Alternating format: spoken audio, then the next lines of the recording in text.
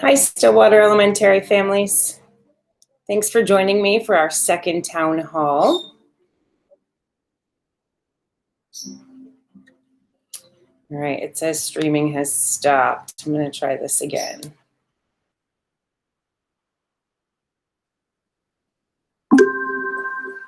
All right, I'm going to try this again. It said streaming had stopped. So welcome, Stillwater Elementary families, to our second town hall. Last week's town hall was intended to present you with the information so that you could make an informed decision on filling out the survey. And thank you to everyone who took the time to fill out the survey. That information was so important for us in our planning purposes for transportation, food services, and educating, putting an educational plan together that met everybody's needs as best we could. So tonight, my goal is to go over the plan again briefly, and then answer some questions that have already come across my desk in the past week and offer you the opportunity to ask more questions. This dialogue will never stop just because this is the last town hall that we're having. My door is always open, and unfortunately you can't come to my door at this time, so that means call me, email me, whatever you need to get those questions answered. We'll continue to communicate, because that's what we do. All right, so I do have a presentation up for you that I'll go through, and then the document is open for questions as you need them.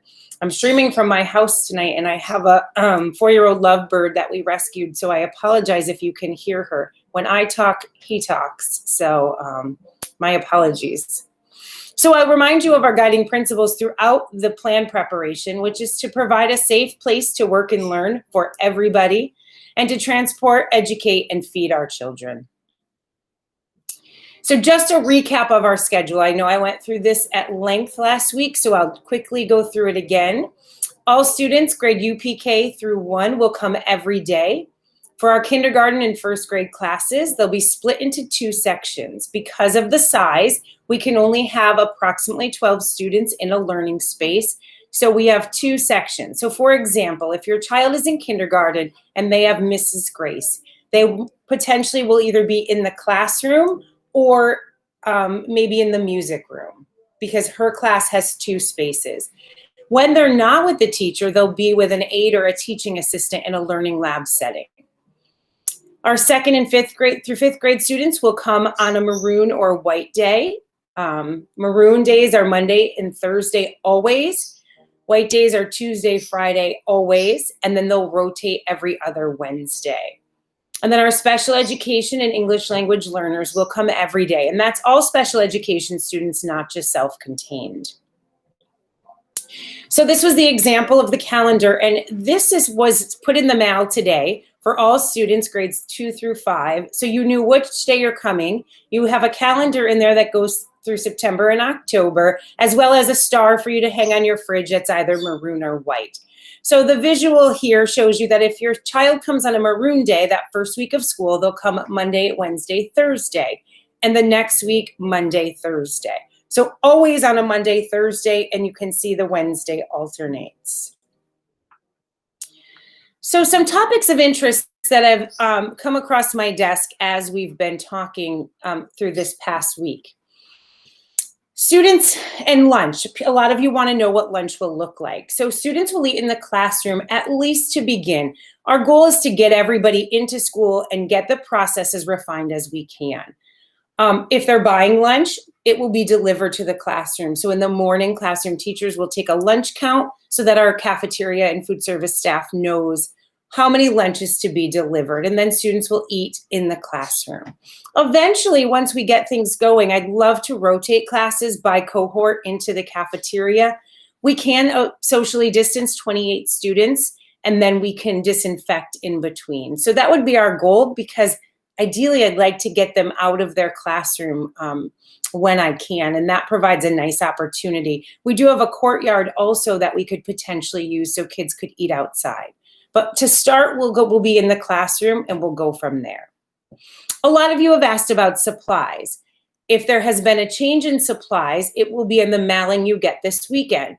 Some classroom teachers did decide, primarily 2 through 5, that they didn't need as many supplies. And so those updates were made. Anyone who's opted for remote learning, you'll get a mailing later next week, and that will have its own supply list as well.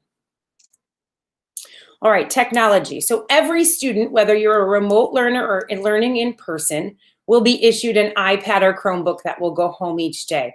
And you might say to yourself, we have an iPad at home, or we have a MacBook or a Chromebook. This is important, especially for those remote learning days, those learning lab days, or if you're a remote learner, because of the apps that are specifically being used. And giving an iPad or Chromebook from the district ensures that we can update those as we need to, and that everybody has the apps and the platforms that they need to be successful. We'll also offer trainings for parents on the various platforms that we're using as an elementary school, such as the Google platform and Seesaw. Certainly only if you feel you need them. We'll do work with Google Classroom, Google Meets, so that you can support your children as well. So we did a collection device day. And at this point, if you have a student in grades 3 through 5 who still have a district Chromebook, if you could reach out to me so we could set up a time where I could collect that. We're really trying to get things ready for the start of school so that we can turn them around and get them back in the hands of our students. So a lot of you are inquiring about virtual learning days. So as I said previously, they are considered learning lab days where students will have independent work from the day before. So the day before, they're in a cohort of potentially 8 to 10 students in their classroom. So they're getting intense instruction in their core subjects. That next day when they're home will be independent work from the instruction they learned the day before. There might be some review videos, but there won't be live instruction. So I had a few questions that said, are there certain times my child has to be logged in on those remote learning days? And no, because we know there's not that flexibility. So they just need to complete the assignments for that day. When they log in, that counts as their attendance for that day, because we do have to track attendance. So the logging into Google does that for us. How will you ensure students are following social distance protocol? We know the work that this will take. We'll take a team approach to model and reinforce social distance safety measures that are necessary, to include mask wearing, staying 6 feet apart, proper hand washing, what it looks like on the playground or when you're at recess. That will come from everybody in the building. So that first day of school, I will do some sort of training for all of the students, and then the teachers will then reinforce that throughout. And that'll be reteaching and modeling these behaviors. We're an elementary school, so we know, especially for our young kiddos, that it will take time. We ask for your support at home with modeling and reinforcing this as well. If you have a child that you're worried about, I know some of you have already reached out with the social distancing or wearing the mask. It's helpful if I know ahead of time, because we can be proactive in planning for that. All right, if you are a family who have chosen remote learning, a reminder that it's a commitment through January, and then you can reevaluate. If you chose remote learning, you'll receive a schedule at the end of next week that will advise you when your child will need to be logged in for live instruction. At last week's town hall, I shared a sample schedule and told you that it was with the understanding that we needed to see how many remote learners we have. As you can see at the bottom of this, we have 54 remote learners, grades K-5, which means we have one teacher, one remote learning teacher for every 2 grade levels. So if you're a 2nd grade student, you might have your remote learning in the morning, and then 3rd grade might have it in the afternoon. I'll be meeting with the remote learning team next week, and then you will get something in the mail. There will also be office hours and individual Google Meets in addition to that live instruction. All right, so I went through and looked to see what questions were in the document before I came on, and I'm just gonna double check. Okay.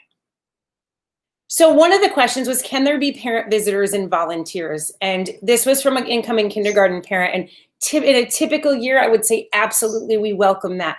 Unfortunately, this year, at least to start, until things change and we get new guidance, we cannot have any visitors or volunteers into the district or into any of the buildings. As I said, in a typical year, we welcome volunteers, but unfortunately at this time, we can't have any.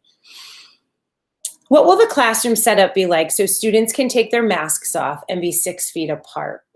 So we've spent a lot of time over the last couple of weeks going in and measuring spaces, and then teachers have been in every day clearing out a lot of their stuff so that we have as much instructional space as we can make available while still making it feel like a warm and welcoming space. So the desks will be 6 feet apart and they'll have masking tape around them so we know where the 6 feet is, because we know desks get moved. So they'll have the masking tape around them, and teachers have already started that so that they can take their masks off while they're seated.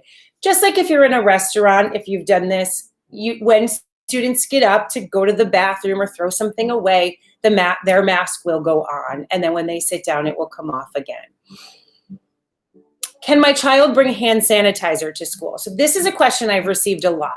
If your child is riding the bus, the answer is no. And this is not a Department of Health regulation, it's a Department of Transportation regulation, because the sanitizer often is alcohol-based and is flammable. So anyone riding a bus cannot bring hand sanitizer to school.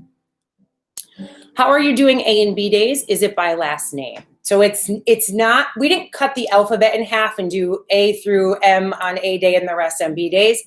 We started by family. And so we made sure every family was on the same day within the elementary school. And then as people reached out to me saying, hey, my middle schooler is going on these days, can you work with me? I did as best as I could. Then we looked at personalities and academics and all of those things to group students. So it was not random. There was intent and thought behind it. I will say at this time, the cohorts have been put into place. Everything's been mailed out, and transportation's working on bus routes, which is not an easy task because they're all being restructured. So I'm unable to change cohorts at this time, unfortunately. Are specials online? No. So unless you're a remote learner, but anybody for in-person learning will receive their specials by their special teacher. They just will be pushed into the classroom. Now, PE will go outside as much as the weather permits for as long as they can, but to prevent the traffic in the hallway, specials will be in the classroom. What happens if a teacher or student tests positive for COVID-19? Will the school close? Great question. We have DOH on speed dial because they're the ones who are going to tell us what we need to do. They'll tell us if we need to close, who needs to quarantine, who needs to be tested, and how that communication will happen.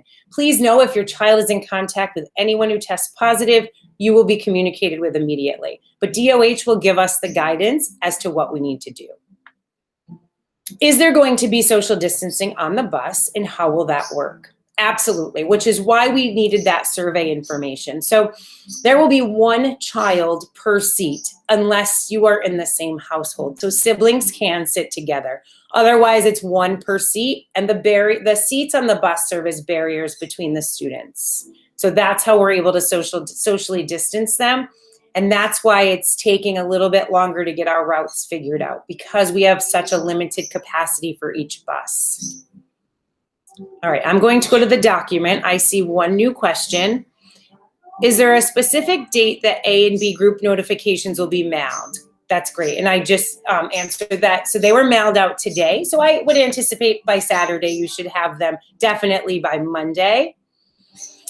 Will there be safeguards in place for bus drivers, as the children will not have had daily screening prior to the bus in the morning? Another great question. So I know transportation is working through all of that. Our drivers will have masks and hand sanitizer.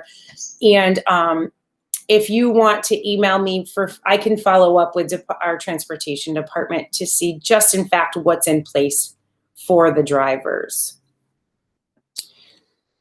I'll give it a few more minutes, but as I said, this does not have to be the end of our conversation. We absolutely can continue to talk, keep asking questions.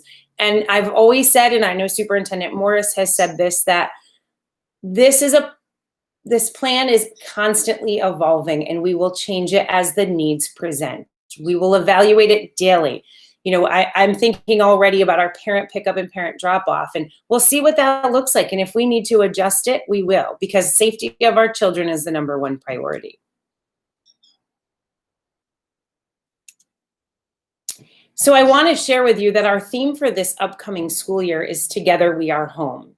And to me, regardless if your child is learning in person or if they are learning remotely, we are going to work to make sure that we do not lose that community feel that Stillwater Elementary has always had. And so together we are a community, and regardless of our location, we are home. And so we look forward to that being our theme and really presenting and working hard together to make that feel and to give our children as a normal of an experience as we are able to. So I don't see any more questions. I'm going to put this slide up again. So our reopening at scsd.org website, or excuse me, not website, email address is still up and running. We check it all day long. And then my direct email address is on here, and you can also call me. I did speak to a lot of you today because with the remote learning, we had to make some classroom adjustments. So I called home to anybody whose classroom teacher was changing so that you knew that, but you'll also get that in the mail as well. I thank you for your continued support, your continued questions, the guidance you give us, the information you share about your child. We can't do it in a vacuum. We can't do it alone, and we don't want to. I do have another question before we end. Will children be keeping their masks on a lanyard, or can they keep it on them to prevent it from falling off or get dirty? So great question. I actually ordered lanyards for everybody in the elementary school. And this came from a conversation of they have to wear them at recess. So what's that going to look like? Not at recess, but walking out the door. What's that going to look like? Where are they going to put it? And so we ordered lanyards for every child so that they can always have their mask around their neck and not be without it. Is there a plan in place to keep their masks as clean as possible without needing multiple masks for one school day? I'm hoping the lanyard does that exact thing so it doesn't fall on the floor. We will be providing students with masks. We'll have nice washable ones, and then we'll always have the disposable ones. Will you be offering a virtual open house for parents to see the classroom, meet the teacher, and learn about our child's day? Absolutely. We have an amazing tech committee and, as you know, an amazing staff. And so together we are working on what a virtual open house will look like, because that's important for you to see what your kid's classroom looks like and still get the day-to-day from the teacher as to what to expect. So you can expect that in September. Will we definitely open on September 14th, or is there a chance it could be pushed back? So as of today, we're planning to open September 14th. I never want to say we won't change it, because you know as well as I know that things change daily. So there's always a chance, but in our conversations today, it still remains September 14th.